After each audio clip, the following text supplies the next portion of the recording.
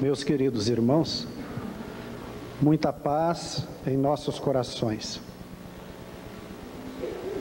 É com grande alegria que nós participamos deste evento e, ao mesmo tempo, com pesar pela ausência do nosso irmão Jorge Andréa dos Santos, que seria o violino que estaria executando as músicas da tarde de hoje, como virtuoso que é do pensamento espírita e científico, com inúmeros livros, com publicações notáveis e com um pensamento muito avançado. E quando Napoleão Araújo, rei em cima da hora, nos falou da ausência do nosso irmão Andréa por doença, e nós dissemos a ele que violino não sabíamos tocar, mas tínhamos uma sanfona velha em casa e sabíamos alguns shots e poderíamos vir fazer alguns números aqui para vocês. Então, organizamos alguma coisa sobre o tema relação com o mundo espiritual e a problemática das obsessões, e aqui estamos. Primeiramente, nós queremos dirigir as nossas vibrações acumuladas durante o dia, porque quando nos reunimos para falar de coisas boas, elevadas e que diz respeito ao comportamento humano e à sua melhora espiritual, acumulam-se energias de grande teor e gostaríamos deste momento de aproveitar para dirigir essas energias a Jorge Andréa dos Santos, que ele possa recebê-la em nome de todos nós, porque com os seus 79 anos, quase um octogenário, ainda é um baluarte da doutrina espírita e sempre aceita os convites para participar de eventos como este. Então nós vamos começar a nossa tarefa da tarde com algo que muito nos preocupa, que é no campo da ciência,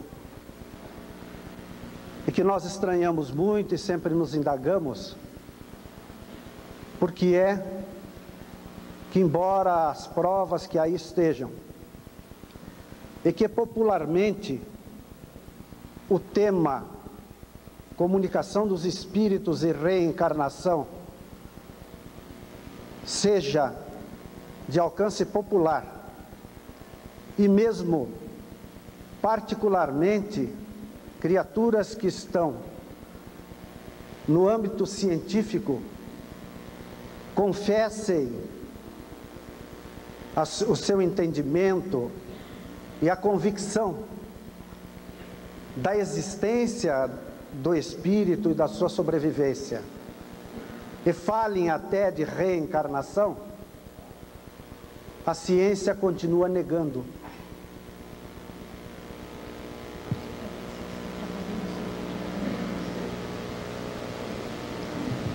É para descer, porque ela não sabe se é minha aura ou é o sol que está dando muita luz na gravação.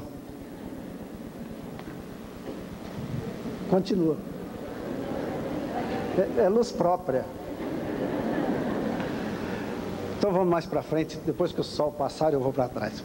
A nossa preocupação é nesse sentido, de que embora colegas falem de reencarnação, quando nos congressos médicos, congressos científicos, fogem desse tema e colocam as coisas muito numa materialidade, num materialismo.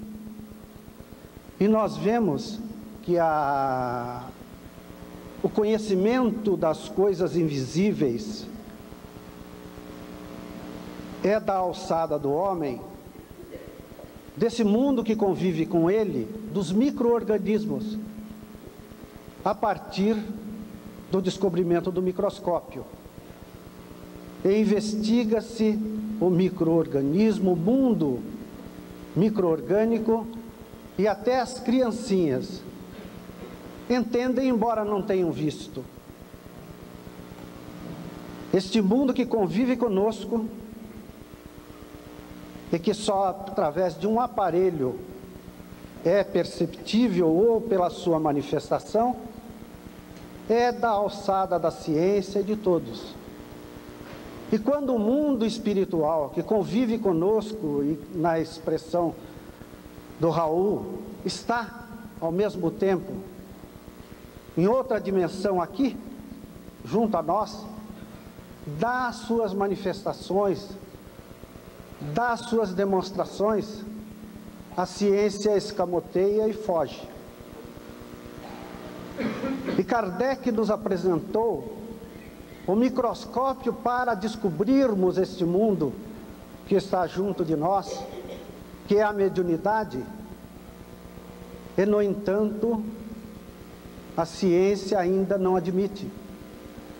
Como a ciência não admite, e quando admitir vai evoluir bastante, a existência de um corpo espiritual, o perispírito que medeia as reações psicológicas e espirituais e desencadeia processos no corpo, ao mesmo tempo que carrega coisas do corpo para interferir no próprio espírito. Então nós vemos assim que a ciência se fecha em limites. Gradativamente,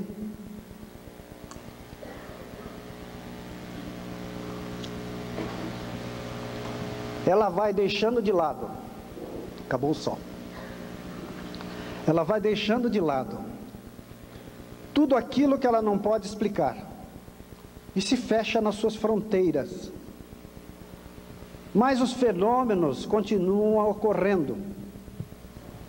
E tudo aquilo que estiver fora das fronteiras do conhecimento científico é colocado no sobrenatural, na crendice popular, na não existência, e assim faz que determinadas ciências começam a se criar pela falta de guarida dentro do campo científico.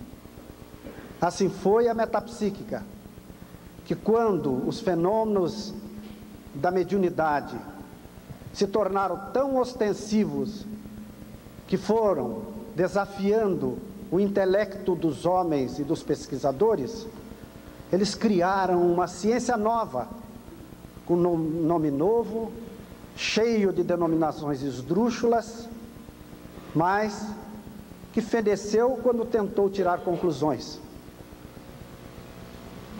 retirando o espírito e colocando tudo na psique do homem. Surge a parapsicologia, lá pelos idos de 1933, substituindo a metapsíquica. E inúmeros fenômenos são investigados, e através de uma nova sistemática, que é a repetição de fenômenos até que se atinja um número significativo para que realmente ele seja considerado como autêntico, os pesquisadores da parapsicologia começam a deparar com uma série de fenômenos e estão numa enrascada, porque necessitam tirar conclusões. Não adianta fazer só experiência e dizer que o fenômeno existe. Tem que concluir qual é a causa deste fenômeno. E quando em um congresso perguntava-se se já dava para tirar conclusão de onde vinham os fenômenos ESP, os fenômenos extrasensoriais, a maior parte concluía que não, porque eles só tinham 10.000 experiências de telepatia. E era muito pouco ainda para tirar conclusões. Quando um fato extraordinário, bem estudado em sua profundidade, pode levar a criatura a tirar conclusões, porque é assim que procede a ciência quando quer combater a doutrina espírita. Quando aparece algum fato inusitado que dá para ser explicado pela fraude, pela mistificação ou por uma indução mental ou hipnose, eles põem por terra todos os outros fatos, baseado num fato só. Então, os fenômenos parapsicológicos da telepatia, da telecinesia, da psicoplastia, da pré-cognição, da retrocognição, das materializações ectoplasmáticas, etc., etc., deram para tirar uma conclusão. Todos esses fenômenos levaram o homem a demonstrar que existe algo além do corpo físico e que o homem não precisa do corpo físico para realizar essas coisas. E esses fenômenos estavam além. Chegando então ao surgimento de escolas parapsicológicas espiritualistas, que já, segundo os congressos de parapsicologia, era uma deformidade, porque não havia possibilidade de se tirar conclusão ainda. Mas determinados fenômenos só poderiam ser explicados pela intervenção de uma mente estranha à mente do médium. E esta mente que podia realizar as tarefas, realizar uma série de fenômenos, em alguns casos não era só essa manifestação anímica, e sim existiam determinados fenômenos que mesmo a manifestação anímica não poderia explicar. E daí surgem as escolas parapsicológicas espiritualistas. Whiteley Carrington, em Cambridge, ele faz uma teoria parapsicológica da existência pós-mortem, criando uma nova entidade, o fenômeno psi-teta, teta da letra grega, teta, da palavra thanatos ou thanatos, que quer dizer morte. Pega-se a primeira letra, então, psi, mente, e teta, fenômenos de sugestão de algo pós-mortem. S.G. Sowell, com 35 anos de estudos de telepatia, conseguiu realizar experiências de voz direta.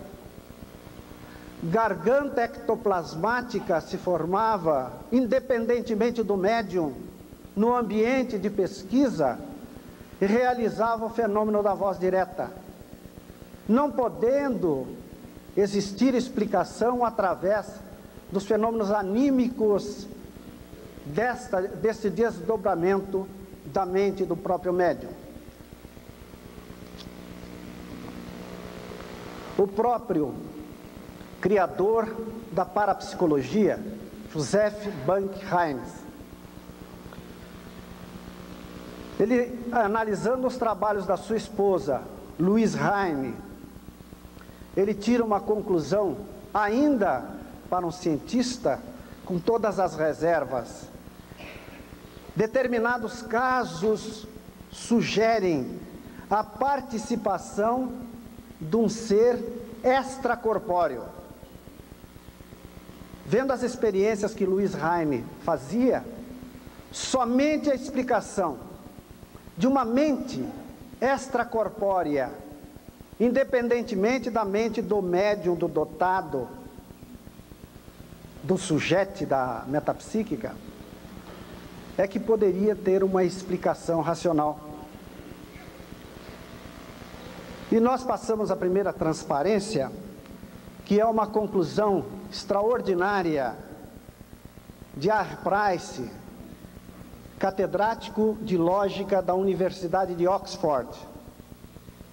que, estudando os fenômenos parapsicológicos, estudando detidamente fenômenos de telepatia, de telecinesia, de pré e retrocognição, ele chega a esta conclusão. Falta um ar na frente ali. A mente humana sobrevive à morte do corpo físico e tem as mesmas funções da mente do homem vivo. Isso é uma conclusão extraordinária, em que ele vai detetando desta mente, já que não se pode falar em espírito porque toca a religião, o cientista fala na mente. Heine ainda diz que a mente está além do cérebro físico, não como produto cerebral, mas como entidade extrafísica que se manifesta através do cérebro. Não como produto cerebral, como Carl Jung no passado dizia que o pensamento, os sentimentos, a razão era apenas um produto da mente da criatura, que da mesma forma que o rim secretava a urina e o fígado secretava a bile, o cérebro secretava pensamentos, sentimentos, emoções, a própria razão, e que tudo isso terminaria com o corpo físico. Heine vai adiante, diz que não é um produto cerebral. A mente é uma entidade extrafísica que se manifesta através do cérebro.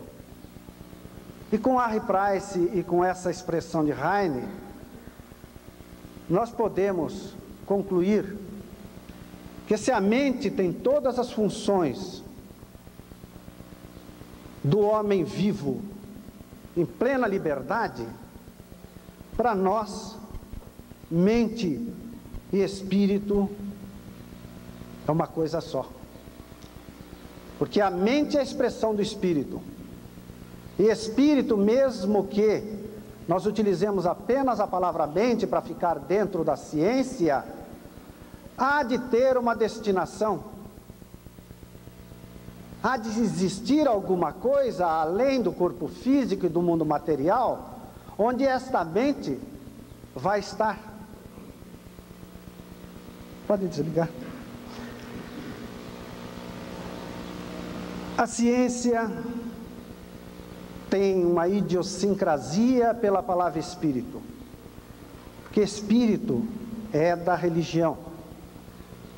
E há um antagonismo muito grande, talvez seja fruto ainda do século passado, da Idade Média, quando a ciência e os pensadores eram perseguidos pela religião institucional, e quem levantasse questão qualquer sobre a crença dogmática, o credo quia absurdum est, crer, embora sendo absurdo, e não poder raciocinar sobre os dogmas religiosos, desencadeou um processo a partir de Napoleão III, em que ele afasta a religião do poder temporal, que havia se constituído desde 501, lá com Constantino. Esta posição deve ter dado uma revolta no pensamento científico, e tudo aquilo que tratasse de religião era postergado para outro plano, não era aceito. E daí nós temos uma série de denominações para espírito que a ciência até admite. Campo informacional individualizado, independente do corpo. Contraparte imaterial do ser vivo. Inúmeras vezes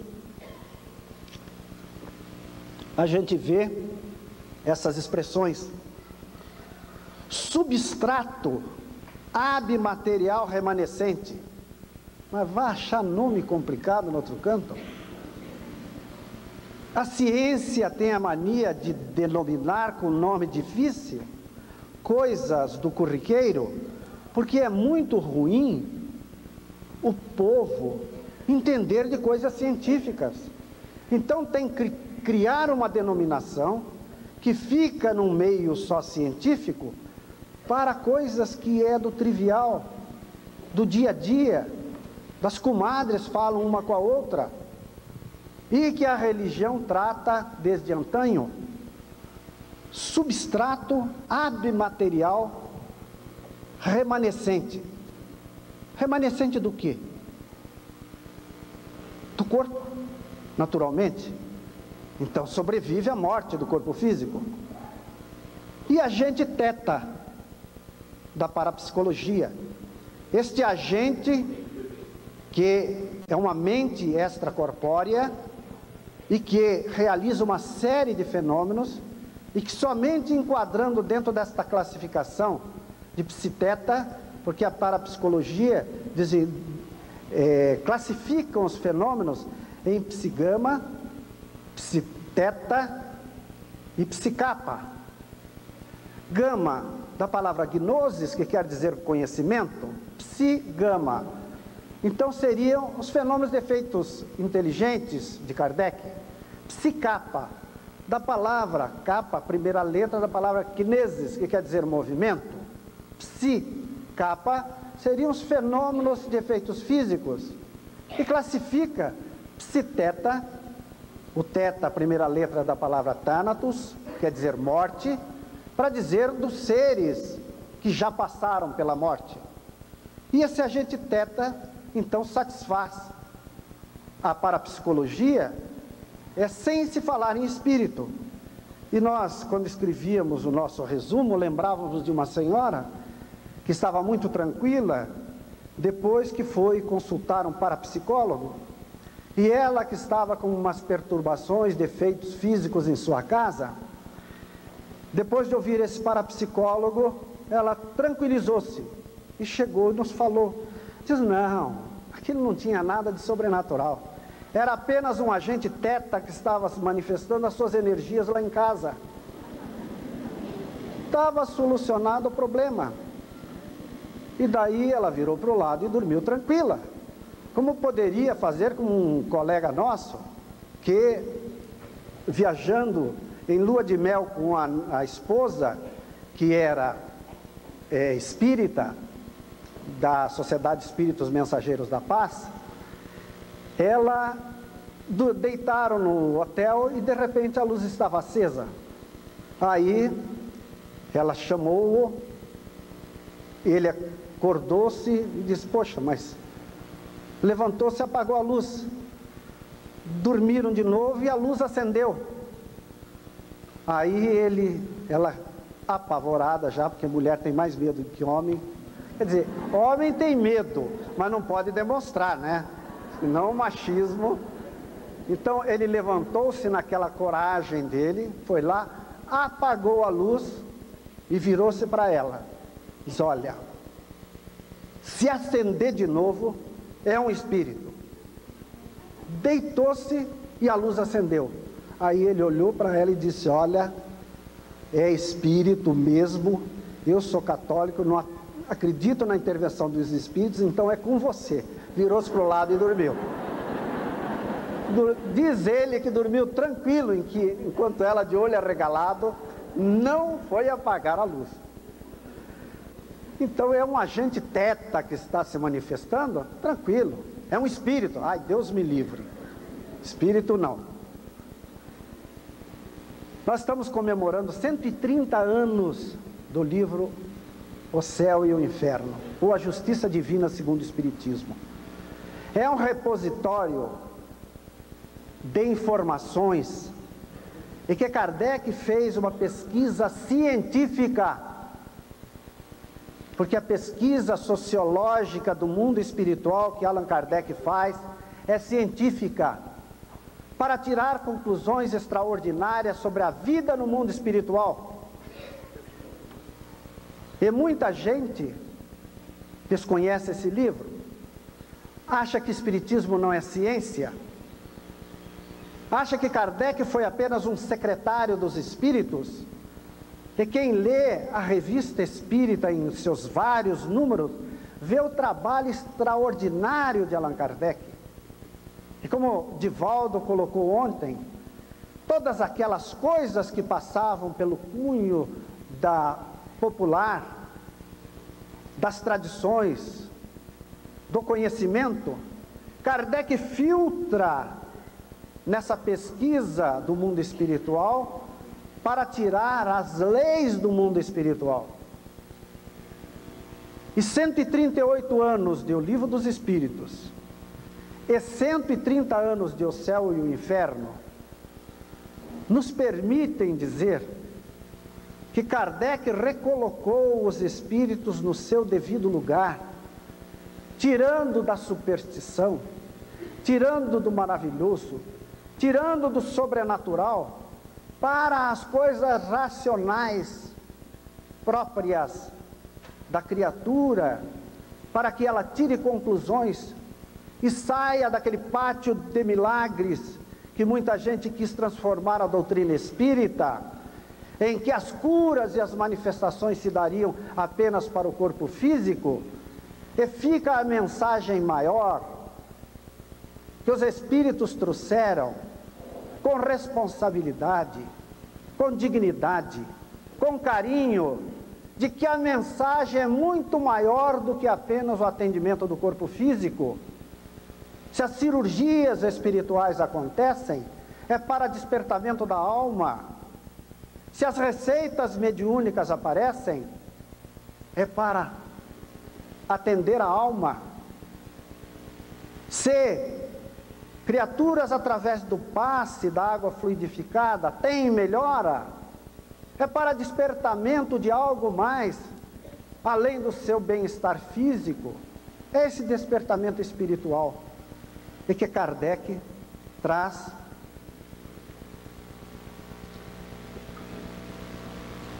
colocando as leis do mundo material e as leis do mundo espiritual ligadas umas com as outras. E Raul nos dizia que o mundo espiritual está aqui. Nós estamos momentaneamente materializados na energia biológica, mas convivemos ao mesmo tempo no mundo espiritual.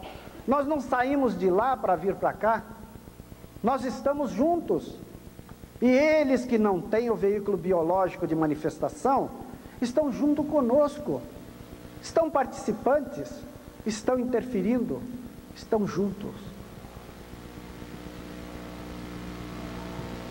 Para o nosso tema, nós vamos estudar algumas questões do Livro dos Espíritos. A questão 122. Kardec solicita dos espíritos que explique sobre a intervenção dos espíritos e o caminho que esses espíritos, no começo da sua trajetória, seguem. E os espíritos respondem e dizem assim: o livre-arbítrio se desenvolve à medida que o espírito adquire a consciência de si mesmo, cede às influências segundo a sua livre vontade. O espírito criado simples e ignorante, ou simples e perfectível. Simplicidade, não tem virtude nenhuma. Ignorância, não desenvolveu ainda a sua inteligência. Mas tem, como o professor Ney nos mostrou, aquela tocha de balão. Ele tem a sua virtualidade, a evolução que deve fazer. Não que ele tenha tendências para um lado ou para o outro. Ele simplesmente tem um impulso evolutivo e vai evoluir. Criado simples e ignorante através das sucessivas experiências nos reinos inferiores, ele chegará a acordar a sua consciência no plano nominal. E Alexandre Kojève, o grande estudioso de Hegel, ele diz que o animal, ele tem o sentimento de si, e o homem tem a consciência de si, porque o animal não tem ainda moralidade, ele só sabe que é ele, através do condicionamento de um nome, através da sua vivência com outros animais, ele sabe que é ele. Ele tem um sentimento de si próprio. Mas é no homem que vai despertar esta consciência. E talvez esteja da mesma forma que Piaget nos explica o desenvolvimento da criança, em que ela vai acumulando experiências quantitativas e de repente dá um salto qualitativo. E nós vemos nos nossos filhos, agora já posso dizer, os nossos netos, que a criança de um dia para o outro parece que aprendeu um montão. Ela vai fazendo experiências quantitativas e de repente dá por um insight, um desenvolvimento e passa por uma fase mais avançada, qualitativa. Ao espírito, passa pelas fieiras inferiores e quando chega um momento de experiências, acúmulo de experiências quantitativas, ele dá um salto qualitativo e desperta para a consciência. Esse despertamento da consciência gradativamente vai lhe dando livre-arbítrio, liberdade de decisão. E essa liberdade de decisão cresce à medida que ele tem consciência de si. E consciência de si é saber o certo e o errado. De onde vêm as influências? Desdobramento A da questão 122. De onde vêm as influências que sobre ele se exercem? Dos espíritos inferiores que procuram apoderar-se dele, dominá-lo e que rejubilam com fazê-lo sucumbir. Foi isso a que se intentou simbolizar na figura de Satanás e todos aqueles outros nomes que o Raul colocou ali. A figura do Satanás nada mais seria que os espíritos imperfeitos que tentam influenciar a criatura na sua origem ao caminho do mal. Mas há um desdobramento da pergunta ainda. Tal influência só se exerce sobre o espírito em sua origem? Acompanha-o na sua vida de espírito, até que haja conseguido tanto império sobre si mesmo, que os maus desistem de obsidiá-lo.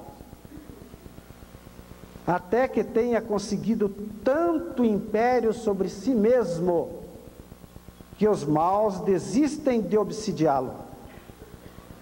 Vem a questão famosa, a questão 459 do Livro dos Espíritos, que é muito conhecida. Se influem os espíritos em nossos pensamentos e nossos atos? E a resposta, causa espécie. Muito mais do que imaginais. Influem a tal ponto que de ordinário são eles que vos dirigem. E isto causa um problema ético. Se de ordinário são os espíritos que nos dirigem, segundo a informação dos próprios espíritos, pareceria que o homem é um mero joguete na mão dos espíritos, e não tendo responsabilidade nenhuma sobre os seus pensamentos e seus atos.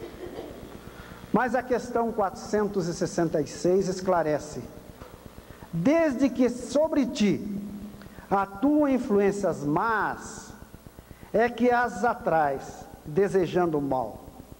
Só quando queiras o mal, podem eles ajudar-te para a prática do mal.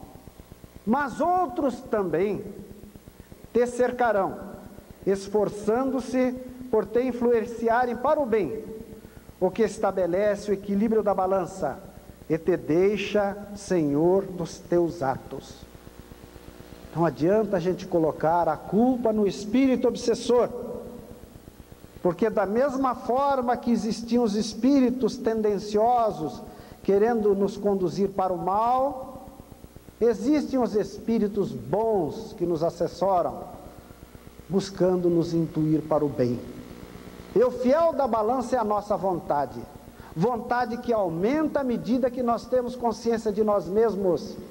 Assim é que erro não é o ato, é a consciência do fato. Não existe erro quando a criatura age sem conhecimento. Assim o antropófago que come, o pastor protestante que vai catequizá-lo na selva, o missionário que lá chega, ele simplesmente está vendo o seu almoço desfilando lá pela selva. E dizem os espíritos que existe mais culpa na criatura que levanta falso testemunho para o seu vizinho do que na ação do antropófago que simplesmente está dentro do seu campo evolutivo. Erro existe quando há conhecimento, liberdade de ação e ação contrária à lei que está inscrita na consciência. E todos nós temos esse farol que é a consciência, que nos acusa assim que nós cometemos um deslize. E na questão 474 completa o entendimento. Essa dominação do espírito obsessor, porque é o capítulo que trata dos possessos, não se efetua nunca sem que aquele que a sofre consinta, quer por sua fraqueza, quer por desejá-la. Somente com o consentimento nosso é que nós somos obsidiados. Kardec coloca então a obsessão como, da mesma forma que ele diz que uma das potências da natureza é o mundo espiritual, ele diz que a obsessão é um dos flagelos da humanidade. E que enquanto a nossa ciência não perceber esse mundo que está concomitante conosco e agindo, ela vai levar muito tempo procurando resolver as doenças fantasmas, as doenças mentais obsessivas, os problemas de desajustes, sem que ache uma solução. A hora que a nossa ciência despertar para isso, e quando eu falo ciência, são as nossas academias, porque muitos cientistas e muita gente fala da intervenção do mundo espiritual, fala de obsessão, só que ainda não conseguiu catalogá-la, a obsessão, dentro dos padrões, dos conceitos de doença.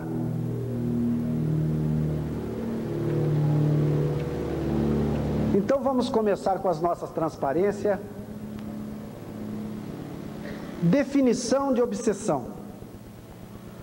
Em Obras Póstumas, na página 62, tradução da Federação Espírita Brasileira, tradução de Guion Ribeiro, nós vemos: consiste no domínio que os maus espíritos assumem sobre certas pessoas, com o objetivo de as escravizar e submeter à vontade deles, pelo prazer que experimentam em fazer o mal. Domínio que os maus espíritos assumem sobre certas pessoas. Pode passar a seguinte?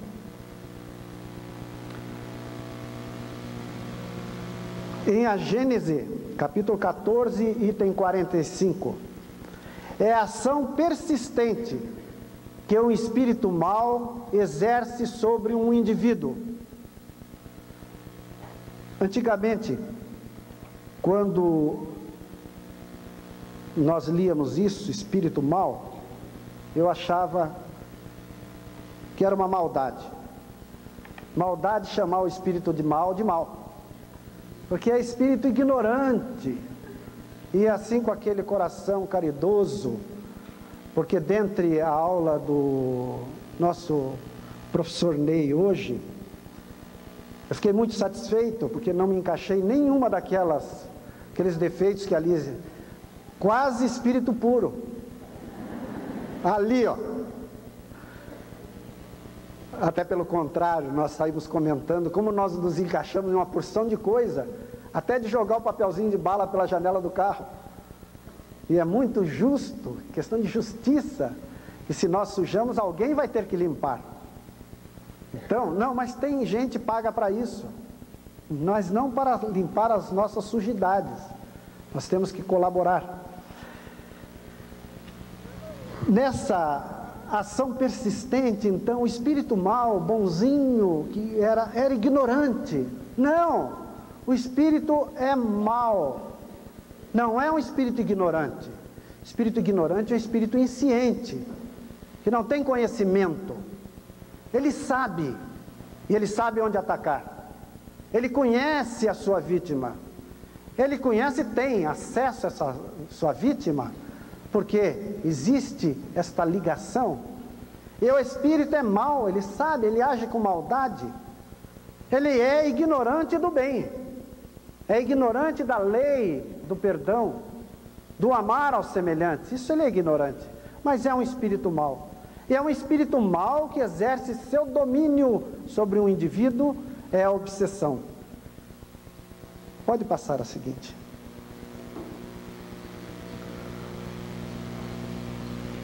A causa da obsessão sempre é uma fraqueza moral. E Kardec diz assim: da mesma forma que as doenças físicas vêm de uma deficiência orgânica, física, a deficiência moral, a fraqueza moral é que permite essa doença chamada obsessão. E na classificação que nós já colocamos em seguida, nós procuramos dividir assim: quanto à duração, pode ser passageira, uma obsessão leve, que chegaria, não era bem caracterizada uma obsessão, e sim uma perturbação espiritual, porque da parte do espírito que está obsidiando, ele reconhece que o mal que está fazendo, e retira a sua ação. Por isso que tem que ser a ação persistente de um mau espírito. Ele age, vê os resultados e continua agindo, e quer prejudicar mais. E quanto à duração, ainda pode ser tenaz, persistente, que é a chamada obsessão propriamente dita. Essa perturbação espiritual muitas vezes leva as criaturas a buscar o centro espírita, e eles vão às vezes com uma mediunidade explodindo, porque na sua casa existe tanta perturbação que até os móveis se mexem, as xícaras se quebram, existem efeitos físicos de toda ordem, a insônia está graçando no meio da família, e foi recomendado que procurem um centro espírita. E logo que o espírito reconhece a balbúrdia que fez, o atrapalho que causou, e aquela criatura começa a se orientar dentro da casa espírita, passa o fenômeno. E não existe mediunidade. Não há uma mediunidade a desenvolver. Quantas criaturas que vêm para os trabalhos de desenvolvimento mediúnico com mediunidades explodindo e depois desaparece. Era simplesmente uma perturbação espiritual. É claro, através da faculdade mediúnica que todos nós temos, mas não uma mediunidade de tarefa para uma programação dentro da casa espírita. Quanto aos participantes, a obsessão pode ser de desencarnado sobre encarnado, que é o que nós vamos estudar. Encarnados sobre desencarnados, determinadas pessoas vivas que prendem em algemas ferozes espíritos desencarnados, familiares, criaturas que lhes são queridas, mas que num processo de subjugação não permitem que elas sigam o seu caminho. De desencarnado sobre desencarnado, e André Luiz está referto de exemplos de casos de espíritos que obsedam espíritos, como no caso de Sigismundo, que faz como justiceiro, como juiz, ele começa a dizer para aquela mulher que havia cometido uma série de abortos, que ela era uma loba, e ela se impressiona naquela hipnose de uma coisa que realmente era verdade, mas só dita totalmente sem caridade, e se transforma perispiritualmente na figura de um lobo, porque mentalmente ela se condicionou àquilo. Era uma obsessão de desencarnado sobre desencarnado. E existe a obsessão de encarnado sobre encarnado. Criaturas que subjugam umas às outras, não permitindo que a outra possa ter a sua vida e existir. Tiram-lhe totalmente o espaço. E nós, no hospital, temos recebido muitos casos assim, de que existe uma verdadeira obsessão de encarnado sobre encarnado. Pessoas que não permitem que a outra exista, que respire, que vive, em nome do amor. Porque se é amor, amor verdadeiro, o amor liberta, o amor faz crescer, o amor acode nos momentos difíceis, o amor não junge e não prende, o amor entre duas criaturas faz com que elas sejam libertas, com toda a confiança uma na outra. E existe a auto-obsessão, pessoas que se obsidiam a si próprias por pensamentos que ficam repetitivamente em sua cabeça e que não há influência espiritual estranha, mas sim uma série de energias negativas que elas próprias alimentam. E existe uma auto-obsessão de um passado, em que a pessoa é obsidiada pelas suas próprias atividades do passado e que ainda não conseguiu se livrar. André Luiz conta também num dos seus livros que até numa comunicação mediúnica, o próprio médium recebe uma personagem que nada mais era que a personagem que ele próprio aviventara como individualidade que era, numa encarnação anterior, e que não conseguira ainda vencer os seus condicionamentos psicológicos. Forma e intensidade. Aí nós temos a obsessão simples, é o envolvimento fluídico que a criatura sofre. Ela sofre esse envolvimento fluídico e é um mal-estar, é desagradável, é incômodo, mas não passa disso. Médiuns que tenham esse tipo de envolvimento se sentem muito mal, mesmo nos trabalhos mediúnicos, e sentem sempre a presença daquele espírito.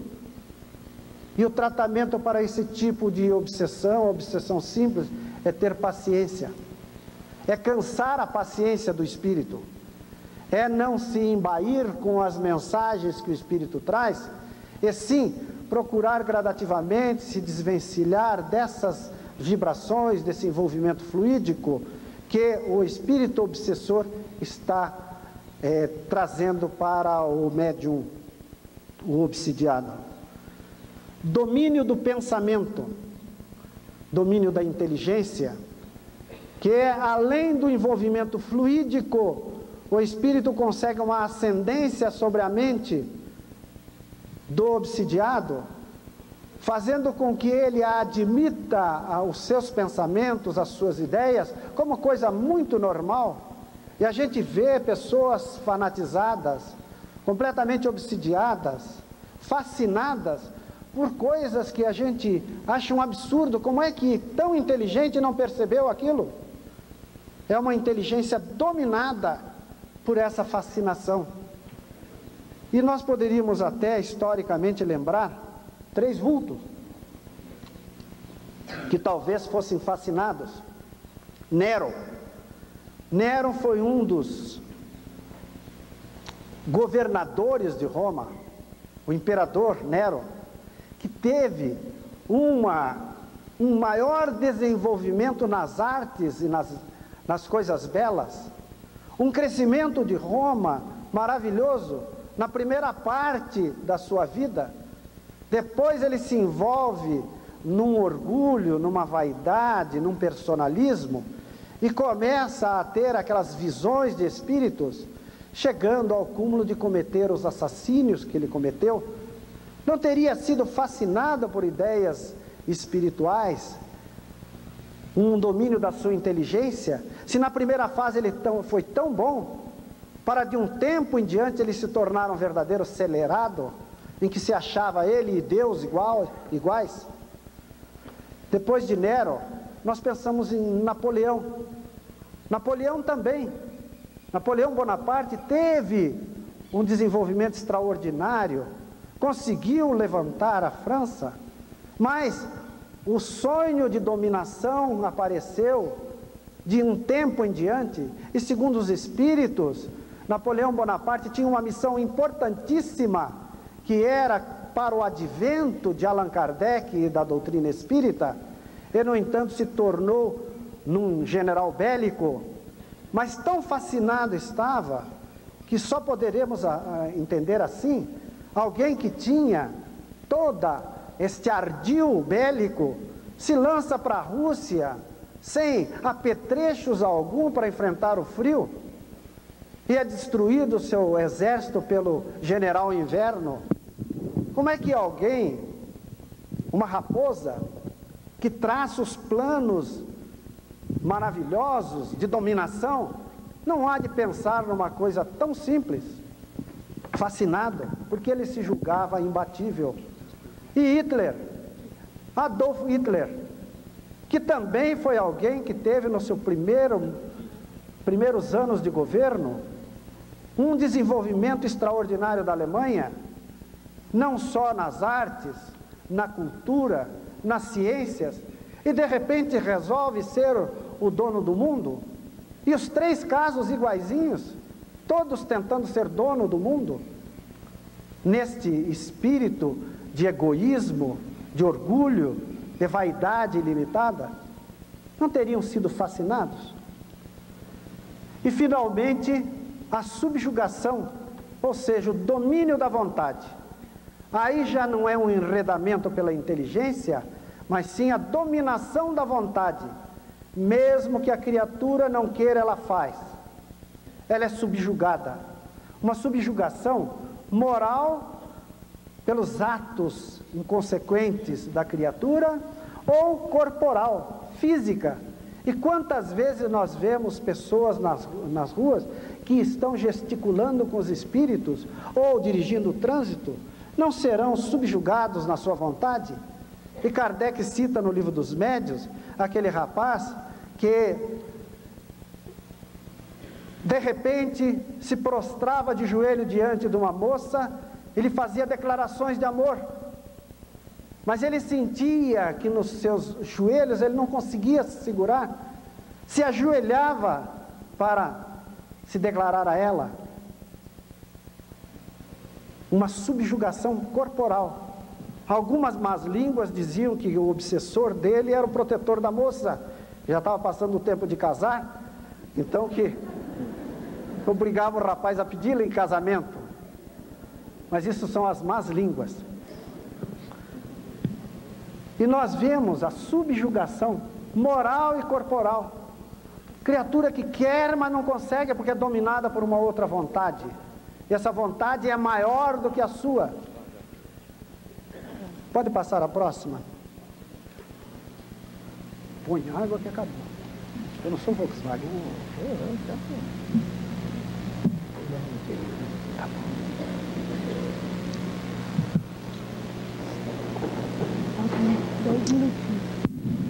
Dez? Tá. O mecanismo da obsessão qual é?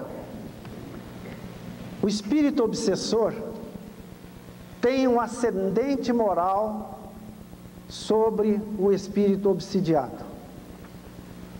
Existe uma falha moral nesse obsidiado que permite que o obsessor tenha essa ascendência sobre ele. Por isso que Kardec diz que sempre vem de um defeito moral. Defeito moral é uma porta aberta para a ação do obsessor. O obsidiado deve ao espírito obsessor, geralmente, porque geralmente as obsessões já vêm de antanho. Quando a obsessão se faz contemporaneamente, é porque a criatura está em falhas morais e um espírito decide, por maldade mesmo, invadi-la. E só invade porque ela permite, com as questões 122 e desdobramento, e a 466 nos fala, porque a pessoa permitiu, dá abertura. Ela inicialmente envolve nessa Teia fluídica é um envolvimento com o seu fluido na criatura. Primeiramente, na obsessão simples, é só esse fluido que preside o fenômeno. Depois, o domínio da inteligência e depois o domínio da vontade. Somente formando aquela atmosfera fluídica de ligação entre o fluido próprio do espírito e o fluido do médium é que se dá qualquer fenômeno mediúnico. E a obsessão também.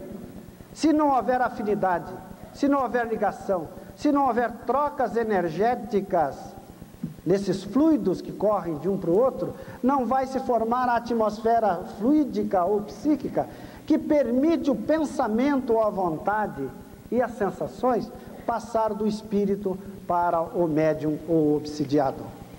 É esse o mecanismo. E para desmontar através do tratamento, nós temos que guardar essa atmosfera vibratória, energética, porque o tratamento inicialmente parte por aí.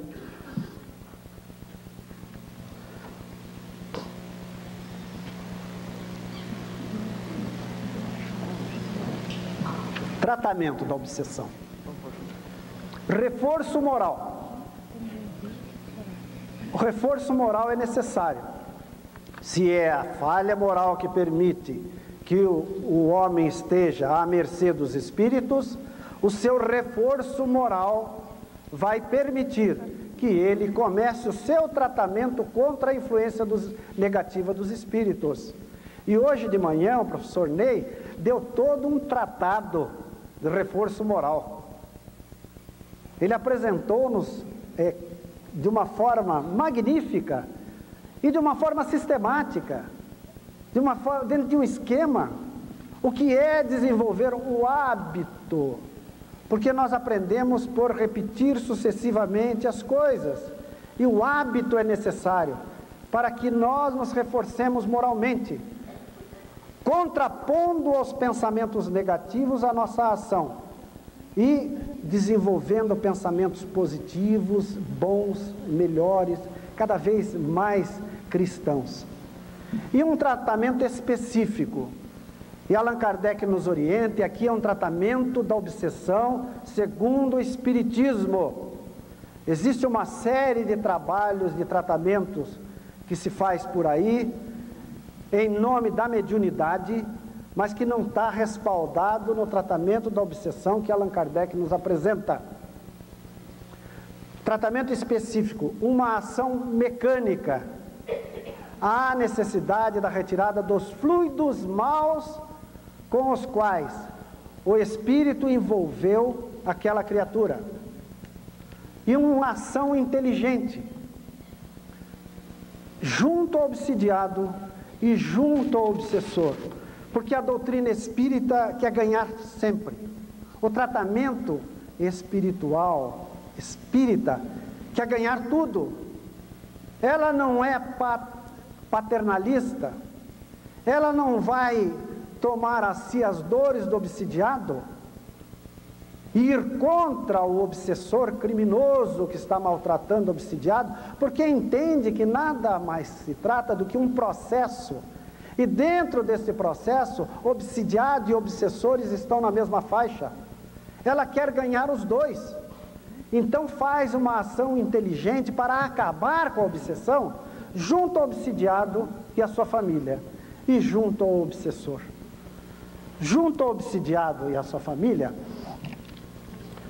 porque a família tem também uma grande ação nesse trabalho de desobsessão. E alguém já dizia, brincando, que cada família tem o seu obsidiado que merece. De fato, ela está vinculada com o problema. Pode ser um trabalho de recapitulação de todo um passado. E estão solidários, estão juntos, estão lutando. Então não é problema do obsidiado. Não, o problema é dela também. E um tratamento junto ao obsessor. Porque não adianta simplesmente afastar o obsidiado do obsessor sem buscar as causas. E a causa está nesta falha moral de um e de outro. porque o obsessor também moralmente está em falha. Tem ascendência sobre o obsidiado, mas ele está em falha com a lei de Deus. Ele não está desenvolvendo a lei do perdão. Pode passar outra? Então nós fomos buscar, e aí é o jogo dos 7 erros, que quem fez as transparências para nós deu umas corrigidas no que eu escrevi, e a corrigida foi pecaminosa. Ação desobsessiva, não é para obsidiar, é para desobsidiar. O obsessor, aquele mesmo que atacou a luz aqui, do professor Ney, queimou 4 lâmpadas, atacou também no computador e botou 2 S's lá depois de obsessiva. E tem mais uns errinhos aí que nós vamos corrigindo com o passar dos slides, das transparências. Ação mecânica. Na Gênesis, no capítulo 14, diz Allan Kardec: nos casos graves de obsessão, com S só, o obsidiado fica como que envolto e impregnado de um fluido pernicioso que neutraliza a ação dos fluidos salutares e os repele. É aquele fluido que importa desembaraçá-lo. Preciso se faz expelir um fluido mau com o auxílio de um fluido melhor. Veja a minha pronúncia, fluido. Veja como está escrito, fluido. Nós temos uma cacofonia nessa palavra, que é chamada de fluido. O fluido vital, o fluido do espírito, é fluido, não tem o acento que o nosso amigo colocou. É fluido, é gratuito, é fortuito, não é fortuito, como a gente diz, é gratuito. Então, apaguem o acento do fluido. Então, nesses casos, é necessário tirar esta teia. E aí entra a fluidoterapia, os passes. É necessário. Como é que se tira? Preciso se faz expelir um mau fluido com o auxílio de um fluido melhor. Este texto de Kardec foi extraordinário para nós corrigirmos uma apostila que existia sobre o passe, e que tinha saído lá no primeiro Cohen, em que na mecânica do passe havia uma retirada dos fluidos, para depois então nós colocarmos o fluido no passe e até depois fixar. A imposição de mãos através de... Como se faz para expelir um fluido? É colocando um bom. Como uma água suja que está num copo, a gente vai colocando água limpa até que limpifica o copo. À medida que os fluidos bons vão entrando, o mal vai saindo. Não tem isso da gente tirar e secar a pessoa de fluido. Não existe. E alguns até jogavam para trás assim, não sei se pegavam na pessoa que estava atrás, ainda aqueles fluidos negativos. Não, coloca assim um fluido bom, desaparece o mal. É imposição de mãos. Porque vai transmitir isso e vai repelir o outro. Passe outro que eu tenho 3 minutos. Ação inteligente, diz Kardec. Nem sempre, porém, basta esta ação. Cumpre, sobretudo, atuar sobre o ser inteligente, a qual é preciso se possui o direito de falar com autoridade, que, entretanto, falece a quem não tem a superioridade moral. Quanto maior for a superioridade moral, tanto maior será a autoridade que a pessoa tem de falar com os espíritos. Não adianta exorcismo, não adianta espancamento, não adianta pegar espírito, levar, guardar, esconder. Tem que se falar para o obsidiado, e lá corrige os 2 S também. Tem que se falar diretamente ao obsidiado e à família. Por isso que as nossas práticas de passe, de fluidoterapia, não são simplesmente passe. A pessoa chega, entra, toma o passe e vai embora. E às vezes vai correndo para pegar um filme do cinema, e às vezes o filme não é recomendável. Não, ela fica ouvindo porque é aquele passe mental para que desperte novas coisas, a necessidade de modificação do obsidiado. Passa outra. A ação inteligente ainda continua, mas ainda não é tudo, diz Kardec. Para assegurar a libertação da vítima, não é a última, é vítima. Indispensável se torna que o espírito perverso seja levado a renunciar aos seus maus desígnios, que se faça que o arrependimento desponte nele, assim como o desejo do bem, por meio de instruções habilmente ministradas, em evocações particularmente feitas, com o objetivo de dar-lhe educação moral. Veja como Kardec é claro. Evocações particularmente feitas é trazer o espírito para falar-lhe com aquela autoridade moral, falar-lhe ao coração, fazer que desponte nele o arrependimento, porque se aquele que ele está perseguindo é o seu algoz, ele também passou a ser o algoz de agora em diante, que está perseguindo, e a lei do perdão, porque quem perdoa sai ganhando. E esta evocação particularmente feita é muito necessário para que a gente entenda os trabalhos de desobsessão, em que se coloca o nome do obsidiado como um foco de atenção, mas que é a finalidade objetiva atender todo aquele complexo, o obsessor, o obsidiado e a família. Medidas curativas de ordem geral, que nós, oração, vigilância, e aí entra hábitos, como o professor Ney falou de manhã, hábito das boas leituras, hábito das boas conversas, boas companhias e bons ambientes. Lar cristão é um lar de amor, onde as criaturas se entendam.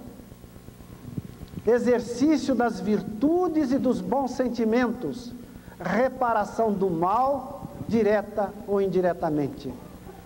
Procurar reparar o mal fazendo o bem. O bem, o exercício do bem, essa ginástica do bem, é o que robustece o espírito, é a ginástica para a alma, é a ginástica do bem, fazer o bem, direta, se puder fazer essa reparação junto a quem o está perseguindo, ou indiretamente fazendo o bem a quem puder fazer. E última, medidas curativas. Ainda existirão alguns obstáculos, porque a obsessão é uma coisa tenaz. Muitas vezes leva uma encarnação inteira, muitas vezes leva mais do que uma encarnação. Muitos espíritos vieram se obsidiando do plano espiritual, reencarnam, continuam na sua obsessão e prosseguem através do tempo, que não reponta neles o perdão. Conscientização do obsidiado e de seus familiares que estão diante de um processo obsessivo, com S só. Compreensão de que o mal vem de sua imperfeição moral, que é necessário corrigir. Aceitação das normas de conduta que lhes são apontadas e reação favorável frente à obsessão, humildade. E normas de conduta não é alguém que está lhe ditando o que ele deve fazer, são os livros. Pegue um livro, Pão Nosso, Vinha de Luz, Caminho, Verdade e Vida, o Evangelho segundo o Espiritismo, e abra quando tiver um problema. Mas dá cada cacetada na moringa. Mas acerta e diz, puxa, mas parece que Emmanuel até sabia do meu problema, porque cai direitinho. É o acaso. Essa conduta que é apontada, muitas vezes é de uma forma indireta. Interesse do obsidiado e dos familiares em solucionar o problema. Extrema paciência para aguardar até que o processo se desfaça. Interesse do obsidiado e dos seus familiares para solucionar o problema, porque muitas vezes encaminham o nome para o centro espírita e vão para o cinema, e vão fazer outras coisas que não deveriam estar fazendo. não ficam nem em casa concentrados. Por isso que nos nossos trabalhos de desobsessão, é colocado o nome, é dito para a família que o nome irá, naquele horário para os trabalhos, e a família deve estar reunida, com televisão desligada, família reunida, fazendo oração, leitura, troca de ideias, para fazer um clima de entrosamento. E encerrando, ainda tem mais uma coisinha. Trabalho forte. Muita gente acha que só um trabalho forte resolve o problema da obsessão. E eu concordo. Tem que se procurar trabalho forte para resolver problema de obsessão. Mas não confundir trabalho forte com trabalho de força. Trabalho em que se amarra o espírito, pega, leva, põe preso em algum lugar para livrar o obsidiado, é uma ilusão. Mas ele melhorou até quando? Se quem está credor não lhe foi pago nada, quem é devedor continua com a sua deficiência moral, e este é levado, como é que ele vai voltar? Volta como aquela a parte do Evangelho, do Velho Testamento, que fala dos 7 espíritos imundos, que o espírito sai da casa e é levado para lugares ermos, e quando volta, traz 7 piores do que ele, e a casa deste homem se torna pior do que era antes. Isso é obsessão. É o espírito que é levado grotescamente para longe, e quando ele se livrar, em algum tempo da eternidade, ele voltará. O processo obsessivo não foi resolvido. Trabalho forte é trabalho de amor, é o trabalho de Jesus. Todos aqueles fortes da sua época passaram, todos os governantes passaram, e Jesus está conosco há quase 2000 anos, e era o trabalho de amor. Este é o trabalho forte. Só com amor se resolve a obsessão. Só com amor se resolve a obsessão.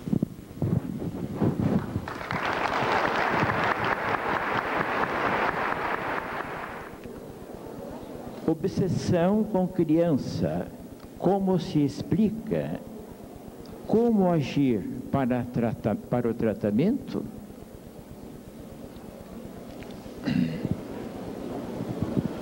Obsessão em crianças. Como se explica e como tratar? A visão reencarnacionista é muito importante para a gente entender a obsessão. O espírito reencarnado na forma infantil não é um espírito novo, é um espírito que traz todo o seu jornadear anterior, e traz defeitos, e traz as suas falhas, e traz o que Jung chamou arquétipos, que é a manifestação das suas deficiências na presente encarnação. E possibilitará então a que haja esse processo obsessivo que já vem anteriormente à sua encarnação, naturalmente. E o tratamento segue o mesmo caminho, e por isso que a família é importante, porque a criança é o barro mole, que pode ser moldado. E se existem os arquétipos que a fazem repetir determinadas experiências, e a criança não é o livro em branco para ser escrita uma nova história, é o livro já com linhas decalcadas para a nova história que vai ser escrita, há que antepor a essas tendências toda uma educação moralizante, cristã, envolvê-la nesses processos de atendimento, através do passe, através da leitura, a oração da noite, a leitura junto à criança, e se for de tenra idade também pode, A mãe ler páginas junto àquela criança no momento que ela está começando o sono e envolver esta criança em todo um clima de moralidade, para que possa, então, antepor a essa ação obsessiva todo este processo que nós mostramos.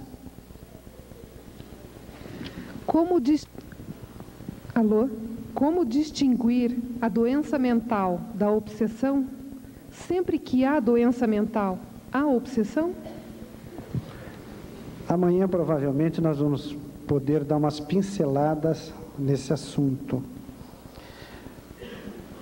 O problema da obsessão e doença mental é um problema bastante difícil e até nós quando começamos, viemos da mocidade espírita e começamos a estudar medicina e depois psiquiatria, achávamos uma tarefa assim que teria que ser feita, uma psicopatologia espiritual.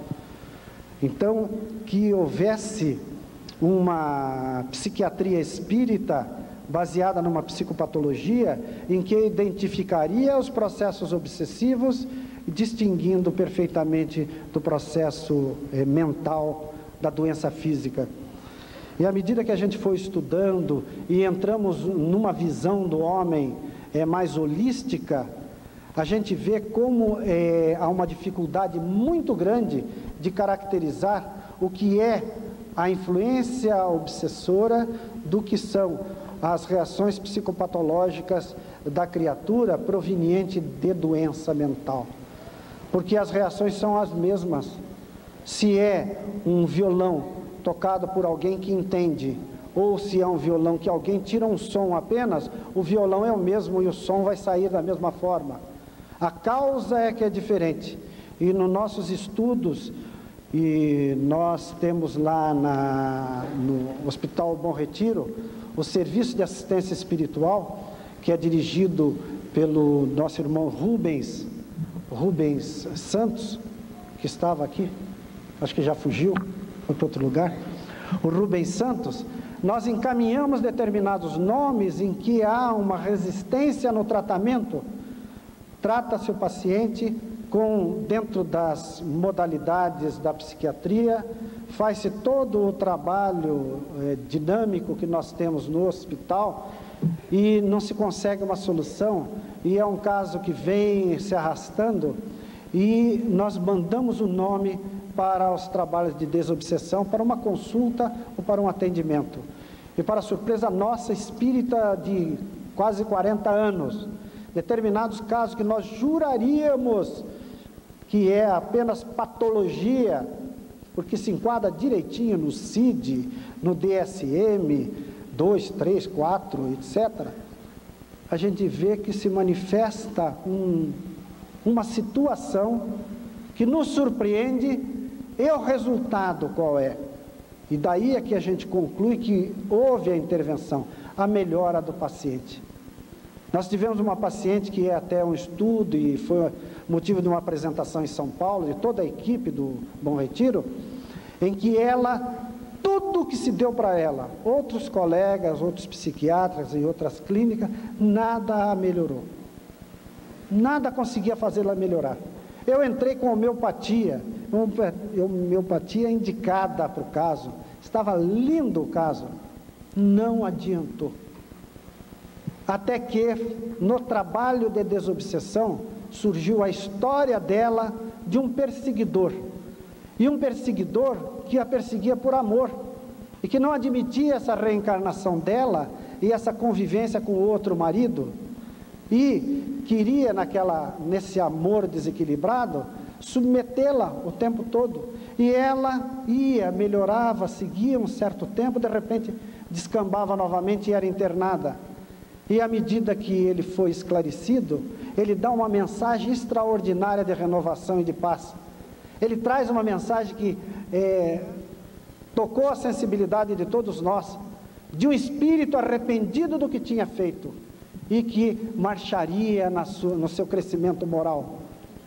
Então, é muito difícil a gente fazer distinção de quadro obsessivo, de quadro de doença mental, porque nós vamos ver amanhã, o processo biopsico-socioespiritual está muito junto, e nós, então, procuramos a causa, não através da psicopatologia, porque as manifestações são muito parecidas. Nós pedimos ao senhor Renato Jean Berardino falar com o eletricista, com a Eterilda, desculpe. Eterilda? Onde se lê eletricista, leia-se Eterilda. Então, mais uma pergunta. A epilepsia se enquadra na obsessão ou é um karma? A epilepsia se enquadra na obsessão ou é um karma? Pode ser as duas coisas, concomitantemente. É um karma, e a palavra karma, através dos estudos de Jung, e que não estão publicados nos seus livros, ele tinha o arquétipo do karma, e que não foi lançado porque isso ia mexer com a intelectualidade psicológica e psiquiátrica. Existe um karma para a criatura, ou seja, queimar determinadas coisas do seu passado. Existe a intervenção espiritual obsessiva desencadeando a epilepsia? Existe. Existem quadros orgânicos responsáveis pela epilepsia? Existe. E naquele caso que Jesus atende o menino que se debatia em crises convulsivas, caía às vezes na água, às vezes no fogo, e que ele mandou que se retirasse na sua autoridade moral, para que ele se retirasse daquela criança, e aí uma legião saiu, é a demonstração clara do processo obsessivo dando as crises convulsivas. A necessidade de se estudar naturalmente todo o quadro epilético, dentro dos parâmetros da medicina, fazer os levantamentos necessários com estudos complementares e atender, quando tudo isso é negativa, atender de uma forma mais consentânea com a ideia obsessiva. Mas, mesmo tendo campo predisponente para a epilepsia, nós temos visto muitos casos que a intervenção espiritual se dá, e à medida que a pessoa tem um eletro positivo com foco convulsiógeno e é encaminhado a um centro espírita, começa a participar, modifica-se a visão da vida, começa a receber passes e desaparecem as crises convulsivas, embora o campo predisponente ali esteja. Será que ela queimou o karma, embora seu corpo ainda mantenha o terreno predisposto? Provavelmente. Vamos repetir o recado, pedir que o senhor Renato Jean Berardino fale com Eterilda. Vamos para a última pergunta, que foram 5 ou 6 perguntas iguais. A insônia habitual é uma obsessão? Pode ser. Por si só, a insônia não precisa ser obsessão. Existem determinadas pessoas que fazem auto-obsessão. Levam para a cama tudo aquilo que elas não conseguem resolver no dia. E tem pessoas que levam para a cama tudo que vão resolver durante a semana, que vão resolver no dia seguinte, e ficam numa atitude mental inadequada para o sono. O sono é o tipo da coisa covarde, só nos ataca na distraída, ele ataca sempre na espreita, porque se você ficar cuidando do seu sono, ele não chega, você fica em vigília, você fica com a atenção desperta, e a necessidade até do devaneio, você vai num devaneio, e alguns até usam a prece para fazer esse devaneio. Quantos rezam a noite inteira? Começam a noite rezando e no dia seguinte estão acabando com a sua oração, dormem no meio da oração. mas há necessidade de um condicionamento para que a pessoa possa produzir um sono agradável. Tire todas aquelas coisas que possam lhe causar perturbação e então se dispor ao sono. Existem processos neurológicos que afetam o centro do sono. Já existe um Instituto do Sono nos Estados Unidos e agora em São Paulo, que estuda só sono. Só estão estudando sono. E existem processos obsessivos também. Processos obsessivos impeditivos do sono. Criaturas que dormem e por efeito da obsessão, quando se desdobram para o plano espiritual, dão de cara com o seu obsessor e correm para o corpo e levantam assustadas. Não conseguem conciliar mais o sono. Por isso, a orientação dos espíritos, que da mesma forma que nós nos preparamos, nos higienizamos para começar o nosso dia, nós temos que nos higienizar interiormente para dormirmos. Antes de dormir, nós devemos nos reconciliar com o nosso inimigo. A oração, a boa leitura, o estado de alma predisponente a um estado espiritual bom. E André Luiz nos conta de um trabalho mediúnico que eles iam fazer com médiuns desdobrados através do sono no plano espiritual. E aí as equipes vão buscar os médiuns e uma delas volta de mãos vazias, e que era um dos médiuns, um dos rapazes, que era um médium que deveria participar desta reunião no plano espiritual e que não havia dormido adequadamente. E logo que saiu no plano espiritual, deixou o seu corpo físico, se juntou com umas outras entidades espirituais desagradáveis e foram para lugares de baixos costumes no plano espiritual, para convivência de coisas libidinosas. É alguém que não preparou o seu sono. A preparação do sono é importantíssima para que a pessoa esteja bem e possa dormir. E quando não dorme, uma das formas de perturbação mental é começar pelo sono. A insônia prolongada deve ser tratada quimicamente ou homeopaticamente. Se a criatura consegue descobrir o seu similimum ou o remédio complementar da homeopatia que o ajuda no sono, muito bem.